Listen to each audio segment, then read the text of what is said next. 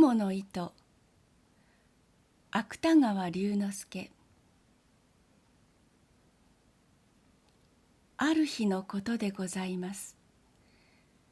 お釈迦様は極楽の蓮池の淵を一人でぶらぶらお歩きになっていらっしゃいました。池の中に咲いている蓮の花はみんな玉のように真っ白で、その真ん中にある金色の髄からは何とも言えない良い匂いが絶え間なくあたりへあふれております。極楽はちょうど朝なのでございましょう。やがてお釈迦様はその池の縁にお佇みになって、水の表を覆っている蓮の葉の間からふと下の様子をご覧になりました。この極楽の蓮池の下はちょうど地獄の底に当たっておりますから、水晶のような水を透き通して三途の川や針の山の景色がちょうど覗き眼鏡を見るようにはっきりと見えるのでございます。するとその地獄の底に神田田という男が一人、他の罪人と一緒にうごめいている姿がお目に留まりました。この神田田という男は人を殺したり家に火をつけたり、いろいろ悪事を働いた大泥棒でございますが、それでもたった一つ良いことをいたした覚えがございます。と申しますのは、ある時この男が深い林の中を通りますと、小さな雲が一匹道端を這っていくのが見えました。そこで神田田は早速足を上げて踏み殺そうといたしましたが、いやいや、これも小さいながら命のあるものに違いない。その命をむやみに取るということはいくらなんでもかわいそうだ。とこう急に思い返して、とうとうその雲を殺さずに助けてやったからでございます。お釈迦様は地獄の様子をご覧になりながら、この神田田には雲を助けたことがあるのをお思い出しになりました。そうしてそれだけの良いことをした報いには、できるならこの男を地獄から救い出してやろうとお考えになりました。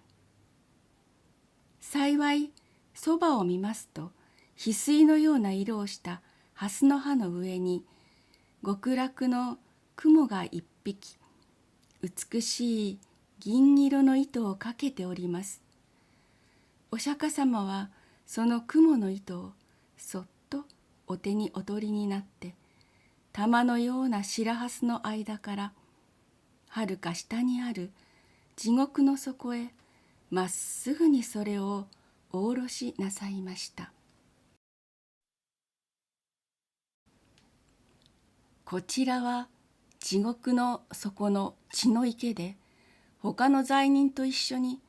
浮いたり沈んだりしていた神田田でございます。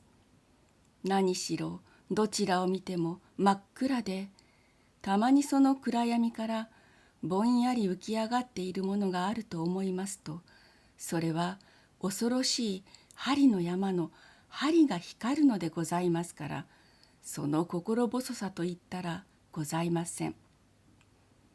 その上あたりは墓の中のようにしんと静まり返って、たまに聞こえるものといってはただ罪人がつくかすかな短足ばかりでございます。これはここへ落ちてくるほどの人間はもうさまざまな地獄の責め苦に疲れ果てて、泣き声を出す力さえなくなっているのでございましょう。ですからさすが大泥棒の神田田も、やはり血の池の血にむせびながら、まるで死にかかった蛙のように、ただもがいてばかりおりました。ところが、ある時のことでございます。何気なく神田田が頭を上げて、血の池の空を眺めますと、そのひっそりとした闇の中を、遠い遠い天井から銀色の雲の糸が、まるで人目にかかるのを恐れるように、一筋細く光りながら、スルスルと自分の上へ垂れてまいるのではございませんか。神田田はこれを見ると、思わず手を打って喜びました。この糸にすがりついて、どこまでも登っていけば、きっと地獄から抜け出せるのに相違ございません。いや、うまくいくと、極楽へ入ることさえもできましょう。そうすれば、もうお針の山へ追い上げられることもなくなれば、血の池に沈められることもあるはずはございません。こう思いましたから神田田は、早速その雲の糸を両手でしっかりとつかみながら、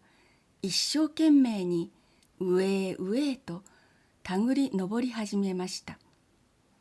もとより大泥棒のことでございますから、こういうことには昔から慣れきっているのでございます。しかし、地獄と極楽との間は何万里となくございますから、いくら焦ってみたところで、容易に上へは出られません。ややしばらく登るうちに、とうとう神田田もくたびれて、もうひとたぐりも上の方へは登れなくなってしまいました。ここで仕方がございませんから、まず一休み、休むつもりで糸の中途にぶら下がりながら、はるかに目の下を見下ろしました。すると一生懸命に登った甲斐があって、さっきまで自分がいた血の池は今ではもう闇の底にいつの間にか隠れております。それからあのぼんやり光っている恐ろしい針の山も足の下になってしまいました。この分で登っていけば、地獄から抜け出すのも存外わけがないかもしれません。神田田は両手を雲の糸に絡みながら、ここへ来てから何年にも出したことのない声で、しめた、しめた、と笑いました。ところが、ふと気がつきますと、雲の糸の下の方には、数限りもない罪人たちが自分の登った跡をつけて、まるでアリの行列のように、やはり上へ上へ一心によじ登ってくるではございませんか。神田田はこれを見ると、驚いたのと恐ろしいのとで、しばらくはただバカのように大きな口を開いたまま、目ばかり動かしておりました。自分一人でさえ切れそうなこの細い雲の糸が、どうしてあれだけの人数の重みに耐えることができましょう。もし万一途中で切れたといたしましたら、せっかくここへまで登ってきたこの肝心な自分までも、元の地獄へ逆落としに落ちてしまわなければなりません。そんなことがあったら大変でございます。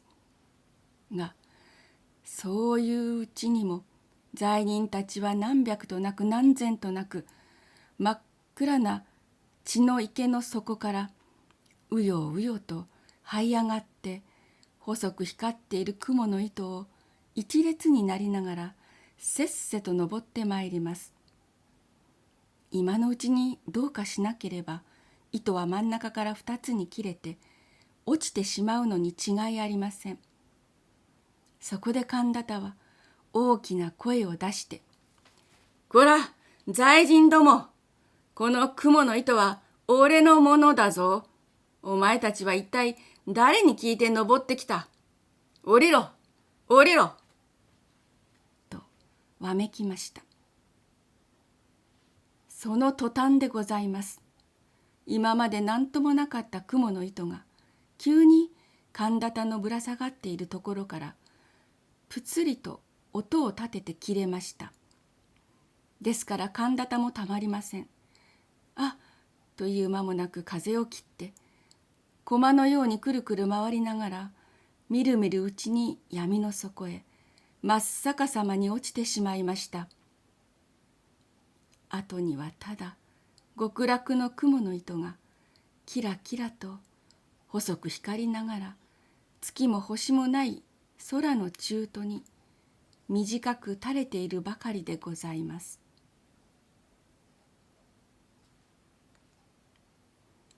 お釈迦様は極楽の蓮池の淵に立ってこの一部始終をじっと見ていらっしゃいましたが、やがて寒鞈が血の池の底へ石のように沈んでしまいますと、悲しそうなお顔をなさりながらまたぶらぶらお歩きになり始めました。自分ばかり地獄から抜け出そうとする寒鞈の無慈悲な心が、そうしてその心相当の罰を受けて元の地獄へ落ちてしまったのが、お釈迦様のお目から見ると浅ましくおぼしめされたのでございましょう。しかし極楽の蓮池の蓮は少しもそんなことには頓着いたしません。その玉のような白い花はお釈迦様のおみ足の周りにゆらゆらうてなを動かして、その真ん中にある金色の髄からは